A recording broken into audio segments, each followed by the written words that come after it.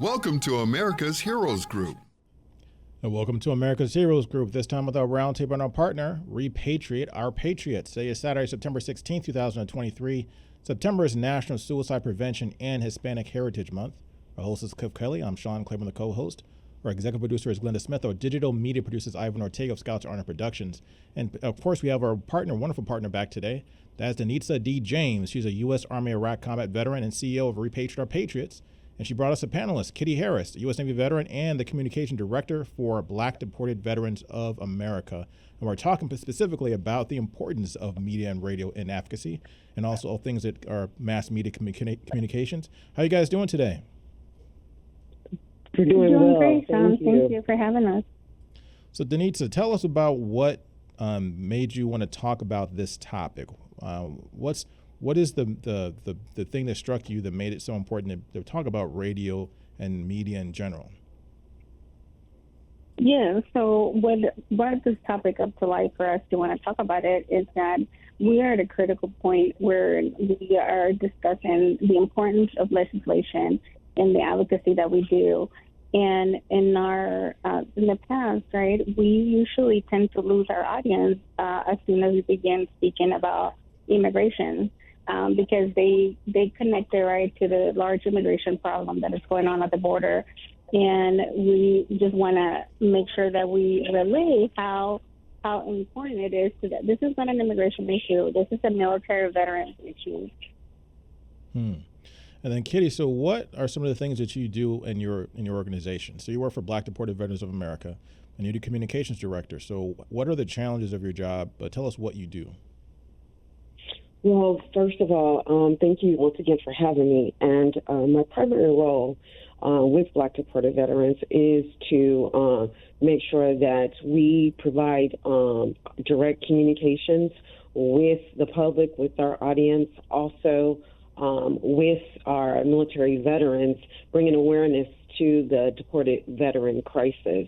One of the things that we focus on is sharing the disparities of deportation from all veterans and backgrounds, but focusing on those that are deported to the continent of Africa.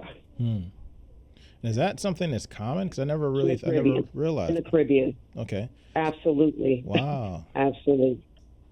Wow. So, what are some of the reasons why we talked about this a little bit on our show, but from your perspective, to kind of corroborate or maybe give a different light on what you see, what are some of the reasons why people from other countries, particularly from Africa and the Caribbean, join the military, particularly when in America, it's very difficult for recruiters to get African Americans to join the military just who are native-born Americans? Well, the opportunities that the military provides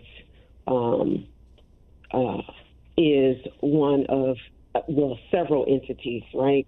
The opportunity to have an education, also to provide for their families, for themselves, for nationally, and also for citizenship. And then, so what happens once they join? So once a service member joins, they are processed. They go through boot camp.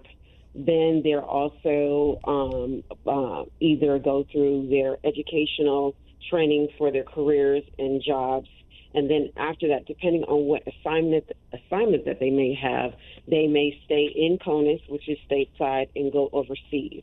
A lot of times for those that are non-citizens who do not have U.S. citizenship who serve, they may not have the opportunity to get their citizenship due to service, especially during the time of war, right? But there is currently no designated process throughout all branches of service. So what do you hope to do and accomplish through the communications aspect? So are you just raising awareness, or does it go deeper than that? Well, the primary role is to analyze the data, educate, investigate, but more importantly, we're trying to change the narrative and bring legislation to the communication space and regarding our organization. A lot of times, as Dee conveyed, what gets lost in translation with the way mainstream media reports the deported veteran story is reported from a focus of immigration, also focusing on our Latin and Hispanic service members. However, that is not the case. We have service members that serve the United States military of all nationalities. So the fact that the deported veteran story is even happening, having veterans that are being deported should not be happening. Anyone that serves the United States of America should have a pathway to citizenship, no matter what. So one of the things that our organization found out was that those individual service members that had been deported to Africa and the Caribbean did not have a voice. And so this organization was founded by James Smith, David Byru, and they focused on those individuals who weren't able to communicate because they were out of the country. So they created an online platform, and that's how this came to be. What made you get interested in joining the Black Deported Veterans of America? I had the opportunity to find out through co-founder, Marine veteran James Smith of Black Deported Veterans, that there was individuals who had been deported, and that this couldn't be happening. How could this be? And that through an assignment that he had as a journalism student back in 2013, he had the opportunity to report on individuals that were deported in Tijuana, which is also known locally as the bunker, was created by Hector Barajas, and was also a deported veteran who is now naturalized, and that's how this became a discussion. And as he was working with those individuals, he decided that, okay, there must be more to the story. And then over the years found out that there were veterans that were deported from deported to Africa, those that have been deported who were Asian, those who have been deported that were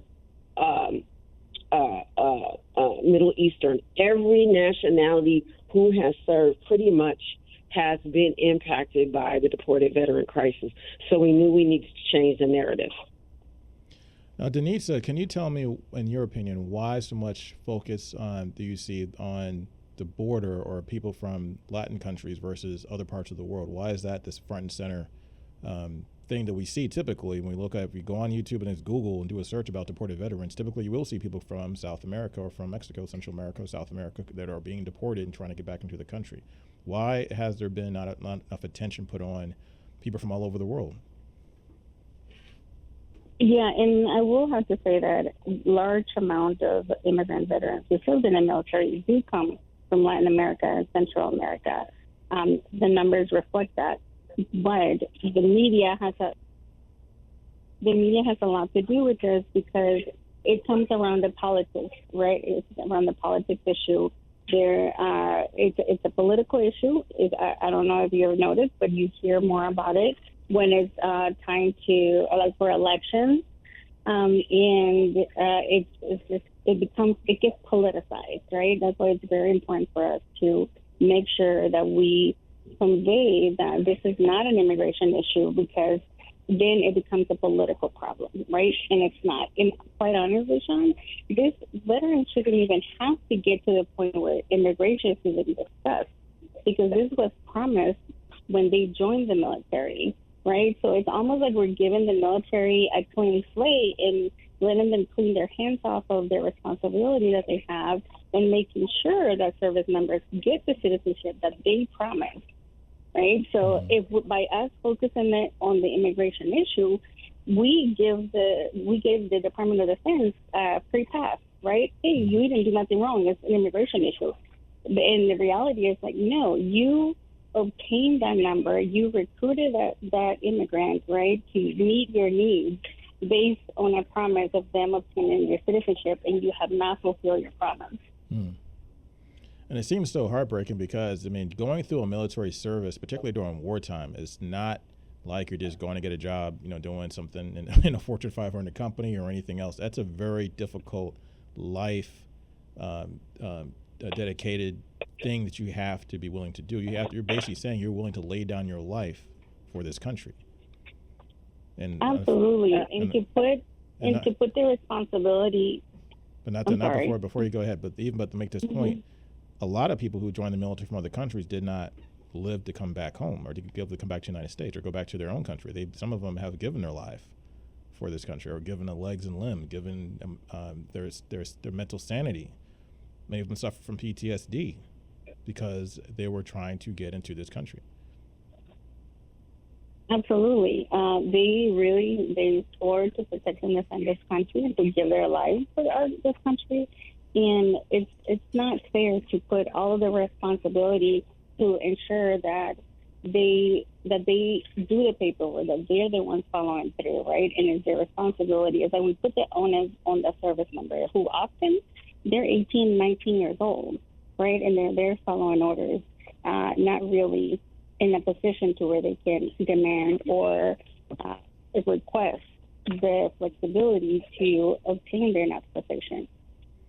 Does it make sense, Danitza, for the military to then maybe make this a military process as maybe even a part of a military benefit, permanent benefit, where if you join the military as a person from another country, as a foreigner, then before you get discharged, they just go through a process that is specifically a military process to naturalize you so you become an American citizen after your first tour of duty or after your first assignment? Absolutely. 100%. That would make 100%. Yes. Go ahead, Kitty. Yeah. That would make sense. Go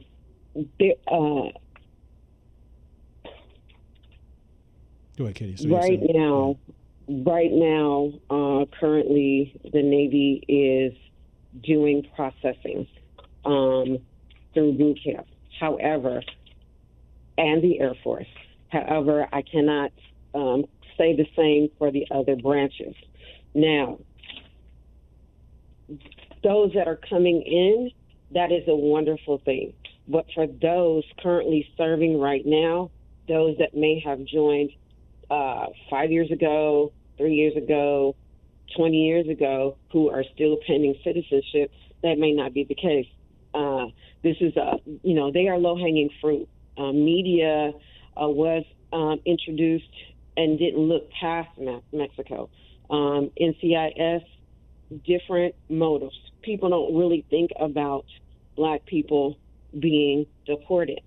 And give you an example, my son served in the military. He was not born in the United States. He was born in another country. He has dual citizenship. But just imagine, that could have happened to my son. But in regards to the media, I am thankful that for some media outlets, I can't say for all mainstream media, I'm thankful that organizations like Deported Veterans of America has gained some media in regards to the movement. Now, I also want to shed light on, there's various documentaries that have not done the same. Two of them, which are in major distribution, Ready for War, that was produced by rapper-songwriter Drake. Wow. It depicts the story of Miguel Perez, who has since returned home to the Chicago area. Also highlights the story about Mauricio Hernandez Mata, who has also returned home to San Diego. Also, the documentary American Exile, produced by instructors and students from Michigan State and was released by KPBS. The documentary primarily focuses on two brothers, Vincent and Jesus Manuel Venezuela, and their crusade to raise awareness about the deported veteran crisis. Those are the things that the viewing audience gets a chance to see. And I want to thank Rob Young, the founder of Excuse My Accent, which produced the film Bring Them Home, who also shares stories of those veterans who have been deported, but highlights one veteran in particular, Black deported veteran, who was an Army veteran, Kevin Martinez, who's originally from Belize. So we see that some things are shifting in regards to how the story is being reported, but we would like to ask those that are listening, what is really going on, and to dive deeper when it comes to the deported veteran story and crisis. Also sharing the importance of the Veteran Service Recognition Act, which was reintroduced by Representatives Takano, Lofgreen, Nitler, Cora, Vargas, Ruiz, Savalas, and this was done July 12th, 2023. And so this act will support non-citizen service members to apply for citizenship during basic training, ensure consideration of the military service consider their military service in making decisions on deported veterans and their immediate families, also create opportunities for deported veterans returning home. And with the Black Deported Veterans of America, our motto is to bring them back and build them up. Now, Kelley, I have one question for you, and this is for either of you, whatever information you have on this. So can you tell us what the impact was of what the things that Biden has done in his administration with this topic? I know he's issued some executive orders and done certain things. What has been the effect of that thus far? Start with you, Kitty. That is an excellent question. Right now, I guess the one thing that we are, our organization has done is to go back to our congressional members and share our sentiments about what is being done with the call. 83 vets have returned.